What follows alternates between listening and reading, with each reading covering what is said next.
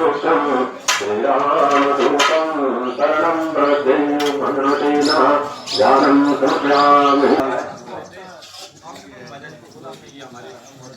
संसार में कोई नहीं। इतना ही नहीं, क्या कहा? संध्या जैसी स्त्री संसार में आज तक न हुई और न हुई है, न आगे होगी। ऐसी परम सुंदरी, जो सुंदर चरित्र वाली संध्या देवी का प्राकट्य हुआ। न तासी देवलोके न मरते न रसातले कालम भय दिवे नारी संपूर्ण गुणशालिनी। ब्रह्मा जी कह रहे कि हे नारद, क्या है? संध्या जैसी स्त्री न तो देवलोक में हुई, न तासी देवलोके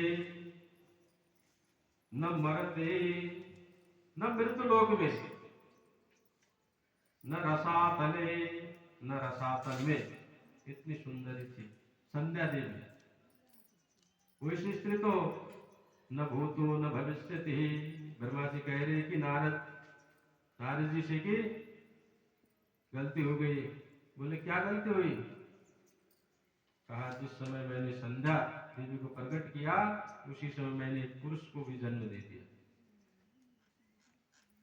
उस समय मैंने एक पुरुष को जन्म दे दिया और वो पुरुष और कोई नहीं था। कौन था वो पुरुष? एक कामदेव।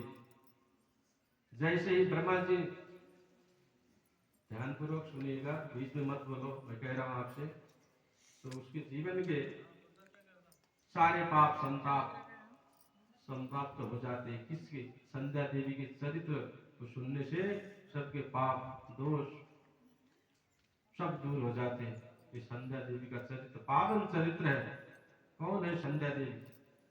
तो संध्या को जन्म दिया, उसी समय मैंने पुरुष को भी जन्म दिया, बता रहे नारद जी को ब्रह्मा जी। तो वो परम सुंदरी थी नारी। तो पुरुष को जन्म दिया उसी समय, वो भी परम सुंदर था। स्थूल वक्षस्थल वाला था, सुंदर नासिका वाला, नाक वाला, पुष्प के समान भौं वाला है, आग के ऊपर पुष्पों के धनुष बाणों को धारण किए। उस पुरुष से कहा कि सुनो भाई, तुम परम सुंदर हो, इसलिए तुम क्या करो? कहा कि सुनो तुम सुंदर हो, इसलिए तुम्हारा नाम आज से क्या रख दिया उनका? कामदेव। क्या नाम हो गया? काम।